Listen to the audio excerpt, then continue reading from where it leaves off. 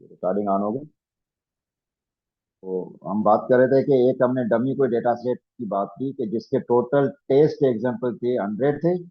और जब मॉडल ने उसको प्रेडिक्ट किया तो कुछ को उसने ट्रू पॉजिटिव कहा, जो कि मैंने यहाँ लिख दिया, क्योंकि ट्रू पॉजिटिव का जो सेल बनता है वो ये बनता है। और कुछ उसने ट्रू नेगेटिव बताया। ये दोनों क्या होते हैं, सही प्रिडिक्शन होती है। जो पॉजिटिव क्लास थी उसने पॉजिटिव क्लास कहा उसको, जो नेगेटिव क्लास थी उसने उसको नेगेटिव क्लास कहा। तो ये जो क्लास में है, ये दोनों सही वाले जवाब होते हैं। ठीक है, तो ये उसने सही वाले जवाब बता दिए, जो गलत होते हैं वो भी आपस में क्लास में होते हैं। तो ये मेरे पास फॉल्स पॉजिटिव फॉल्स नेगेटिव ये आ गया। अच्छा, अब यहाँ पर मेरे पास क्या था कि जो फार्मूले हैं वो हमें याद होने चाहिए। ठीक है, फार्मूले में भी आपको बता दूंगा पेपर में, लेकिन ये है कि थोड़ा सा आपको ये बेसिक सी चीजें थोड़ा सा आपको इसके फार्मूले याद होने चाहिए। हम आ जाते हैं उस पुराने वाली स्लाइड के ऊपर, कि उसमें फार्मूले दिए गए थे। और वो फार्मूले क्या हैं उसको हम यहाँ पर देखते हैं अभी।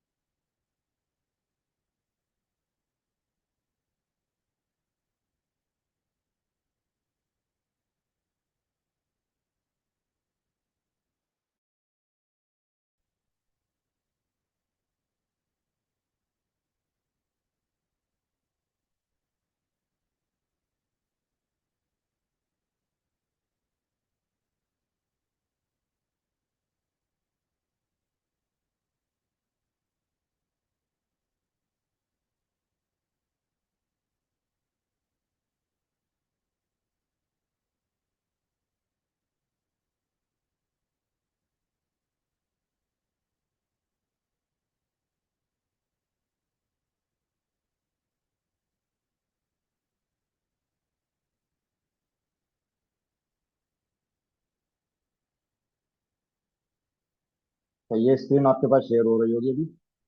तो हमने बात की थी, सबसे पहले जो आसान सा, बहुत ही आसान सा एक फार्मूला है, उसको हम देख लेते हैं। एक्यूरेसी का बहुत ज्यादा आप इस्तेमाल करते होंगे ये वर्ड, यार मेरा मॉडल इतना एक्यूरेट है, इसकी एक्यूरेसी बहुत अच्छी आ गई है। ठीक है जी, एक्यूरेसी है क्या, इसमें देखें, true positive plus true negative और डिवाइडेड बाय ऑल। ऑल का मकसद क्या है कि सबको मिलान, सबको सम करने, true positive false negative true negative. ठीक है, तो ये सिंपल सा फार्मूला है एक्यूरेसी का। तो हम अपने मॉडल की एक्यूरेसी अगर कैलकुलेट करें तो फिर हमारे पास क्या हो सकती है यहाँ पर, ये यहाँ पर मैं लिख देता हूँ कि एक्यूरेसी का फार्मूला क्या है। यहाँ पर हम लिख देते हैं true positive plus true negative divided by all. मतलब ये चारों ही चीजें होंगी, ट्रू पॉजिटिव फॉल्स नेगेटिव ये सारे। ठीक है, अगर इसको मैं इस फार्मूले में डालूं तो मेरे पास क्या है, इज इक्वल 65 प्लस 15। 65 और 15 कितने बनते हैं, 80। 80 डिवाइडेड बाय, इन सबको अगर मैं सम करूं तो कितना हो गया था, ये हमने पहले बात की थी कि टोटल सैंपल हमारे पास 100 थे। तो 80 डिवाइडेड बाय 100 मल्टीप्लाई बाय,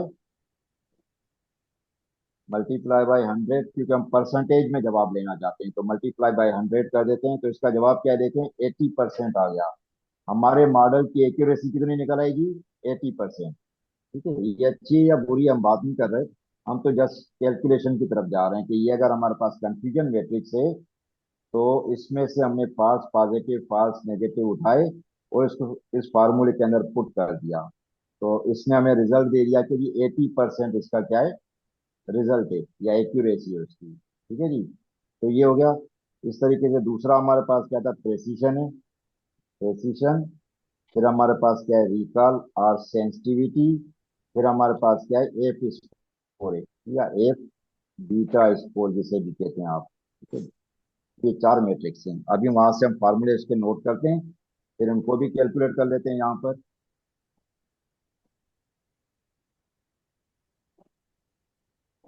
तो ये मेरे पास प्रेसिशन आ गया। प्रेसिशन का फार्मूला मेरे पास क्या है, ये देखें, प्रेसिशन का फार्मूला सिर्फ true positive true positive divided by true positive plus false positive. इसका मकसद क्या है कि प्रेसिशन में पी आता है, और पी जो है, पी सारा रिलेटेड किसके साथ है? पॉजिटिव लोगों के साथ, पॉजिटिव के साथ, चाहे वो ट्रू पॉजिटिव हो या वो फॉल्स पॉजिटिव। ये दोनों नीचे रख देंगे, true positive false positive, plus जो ऊपर होगा हमारा न्यूमरेटर, वो सिर्फ ट्रू पॉजिटिव होगा।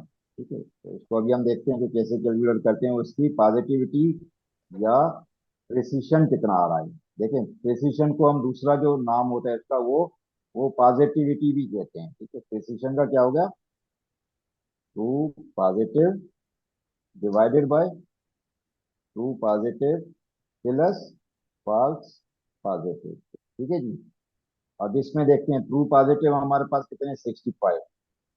तो यहाँ कैलकुलेट करते हैं, 65 डिवाइडेड बाय कितना है मेरे पास? एक तो ट्रू पॉजिटिव 65 खुद हो जाएगा, प्लस फॉल्स पॉजिटिव क्या है? 11 है। ठीक है, 11। इन दोनों को सम करके अभी देखें, ये आ गया 85.52%, 85.52% या 0.85526, जो भी इसका है। नॉर्मली हम इसको ये कहते हैं कि ये, क्योंकि इसके साथ मैंने ये नहीं लगाया, मल्टीप्लाई बाय 100 अगर लगाएं, तो ये देखिए 82.5263 ये जवाब आ रहा है कि इतना पॉजिटिव, या इसका जो प्रिसीशन है, पॉजिटिविटी या प्रिसीशन, ये इसका। ठीक है। अब रिकॉल का फॉर्मूला देखते हैं कि रिकॉल क्या है इसका।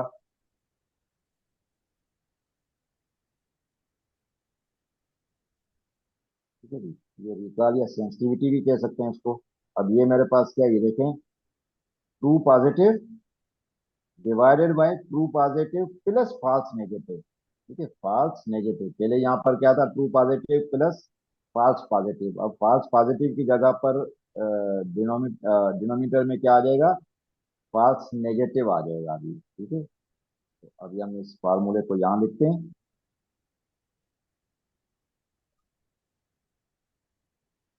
ये मेरे पास क्या है जी?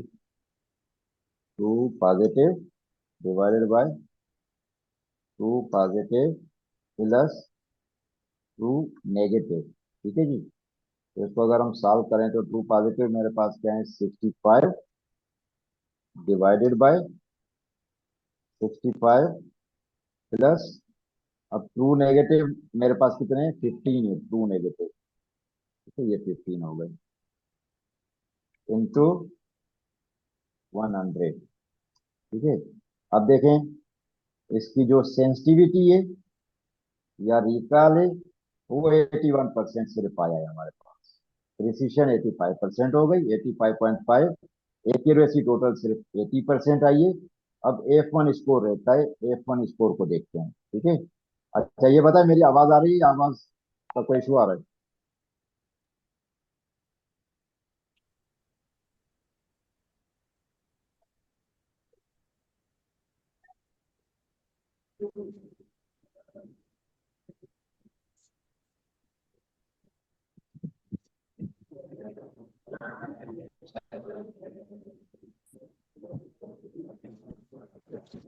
जी, मेरी आवाज आ रही है आपको?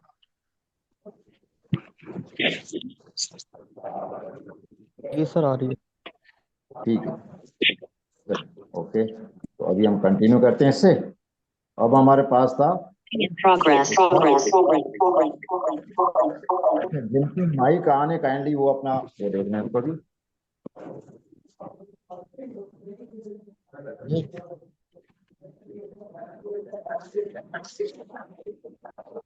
मोहम्मद फैजान, जनिता, ये आप अपने माइक आप रखा करें।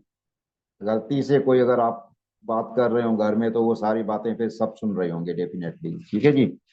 अच्छा, तो अभी हम आ जाते हैं F1 स्कोर की तरफ। F1 स्कोर, या फिर हमारे पास जो एफ बीटा स्कोर है, उसकी क्या है हमारे पास अभी? फार्मूला जो है वो क्या है? ठीक है जी। अब इसमें क्या है, जो प्रेसिशन अभी कैलकुलेट किया है।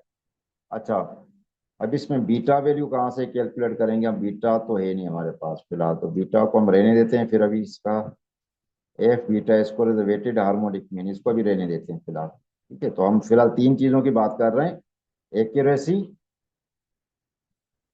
रिकॉल और प्रेसिशन।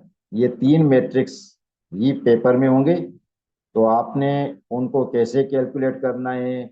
आपका जो एक गिवन डेटा सेट होगा उसमें से ट्रू पॉजिटिव ट्रू नेगेटिव कैसे निकालने हैं, ये खुद करना है। ठीक है। अच्छा, तो जो डेटा सेट होगा वो याद रखिएगा कि वो सिर्फ गिवन होगा। अब डेटा सेट कैसे गिवन हो सकता है कि आपके पास ये क्या होंगे, इस तरीके से कोई आपके पास होगा। ठीक है, ये फॉर एग्जाम्पल ये आपके पास क्या है, इसको मैं कॉपी करके अगली स्लाइड पे ले जाता हूँ, अगले इस पे शीट के ऊपर। और यहाँ पर इसको अगर मैं पेस्ट कर दूं, ठीक है, तो ये कॉलम हटा देता हूँ फिलहाल। ठीक है, तो आपके पास क्या है, एक्चुअल लेवल होंगे और उसके प्रेडिक्टेड लेवल होंगे। इसमें तो बाइनरी की जगह टू भी आ गया है, इसको हम कर देते हैं, ये जीरो की जगह पर वन है। ठीक है, जीरो जीरो है और जीरो की जगह वन है। तो इसमें से कुछ मेरे पास एग्जाम्पल ऐसी भी हो सकती हैं जो कि वन वाली हो, ठीक है, कुछ जीरो वाली होंगी।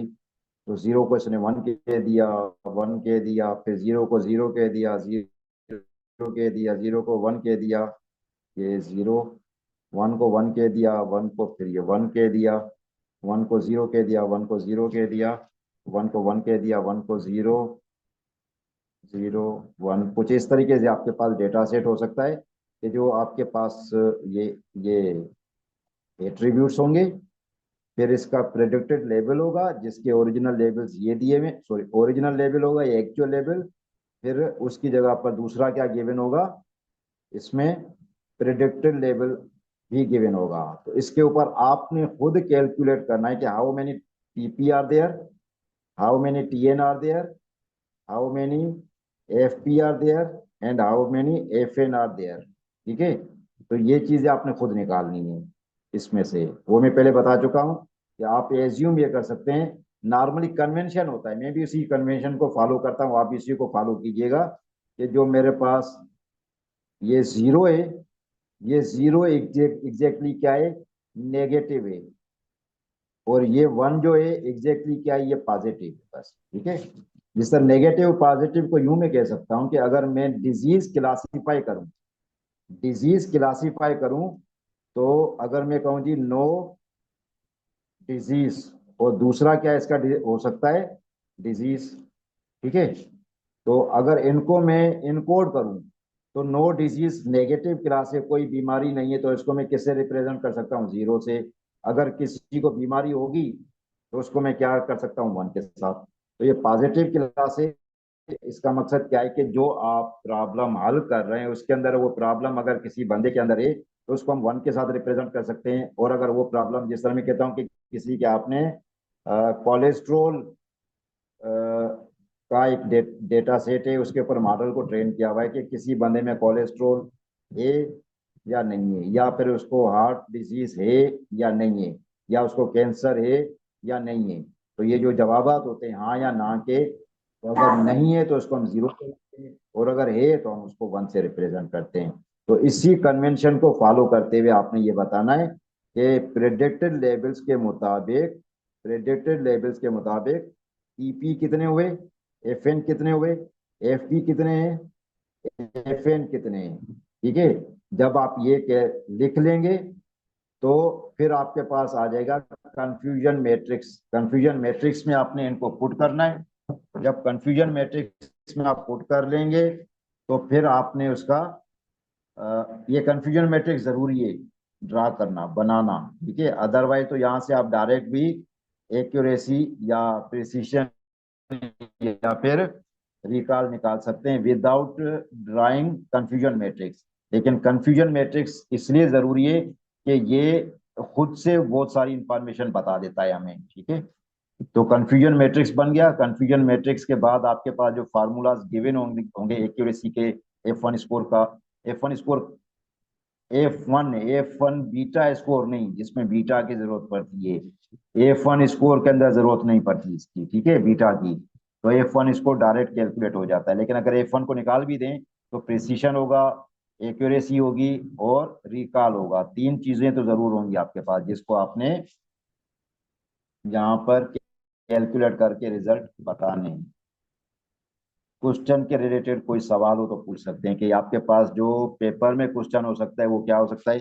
कुछ इस शक्ल में होगा, जिसमें ट्रेनिंग सैंपल्स होंगी, सॉरी टेस्ट सैंपल्स होंगी, उनका एक्चुअल लेवल होगा और प्रेडिक्टेड लेवल होगा, ठीक है। तो इस तरीके से आपके पास कुछ क्वेश्चन में चीज गिवन होगी, डेटा गिवन होगा, और उसको फिर आपने इन चीजों को फिल करना है कि how many TP are there, how many FP are there, how many TN are, FN are there. तो फिर आपने उनको कंफ्यूजन मैट्रिक्स के अंदर डालना है। कंफ्यूजन मैट्रिक्स के बाद फिर आपने वो जो तीन चीजें हमने कैलकुलेट की थी उनको कैलकुलेट करना है और रिजल्ट बताना है आपने। जी, अब कोई सवाल हो तो पूछ सकते हैं।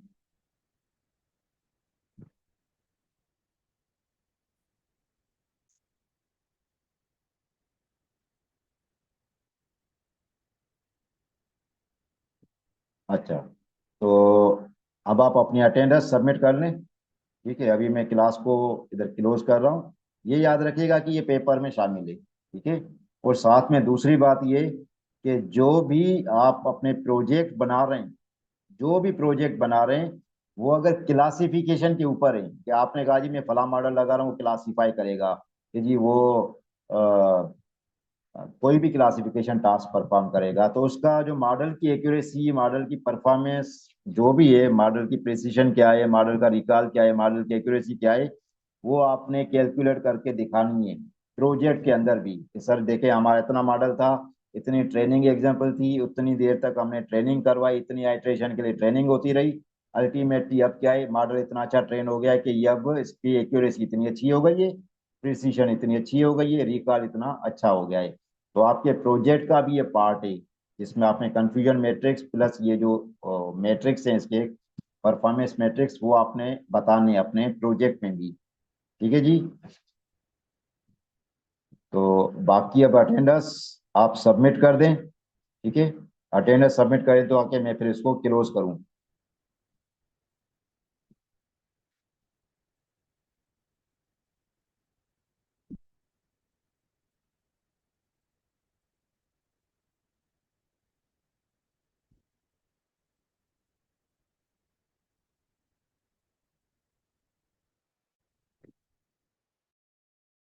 अच्छा, जिनकी अटेंडेंस हो गई है, जिन्होंने सबमिट कर दिए, वो लीव कर सकते हैं, लीव करते जाएं वो।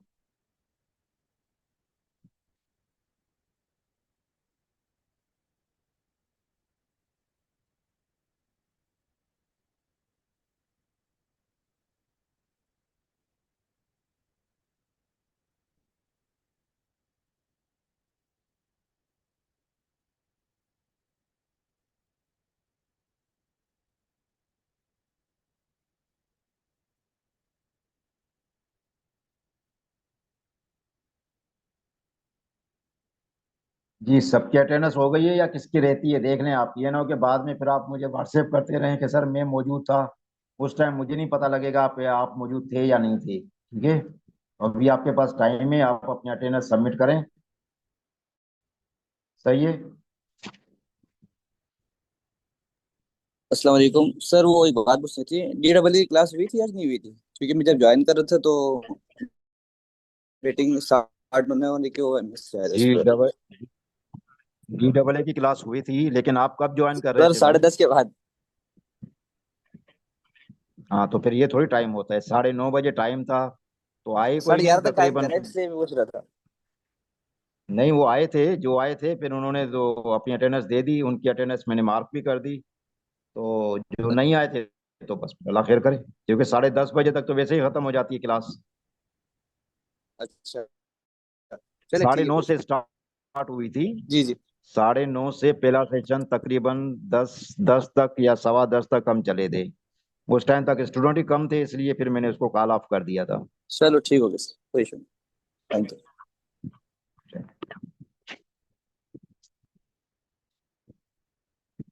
जी, सबकी अटेंडेंस हो गई है, मैं इसको क्लोज कर रहा हूँ। बाद में फिर कोई मेरे पास तरीका नहीं होगा वेरीफाई करने का कि आप लोग थे या नहीं थे इसके अंदर, ठीक है ना। तो मैं ये मीटिंग भी यहाँ पर रिकॉर्डिंग भी खत्म कर रहा हूँ।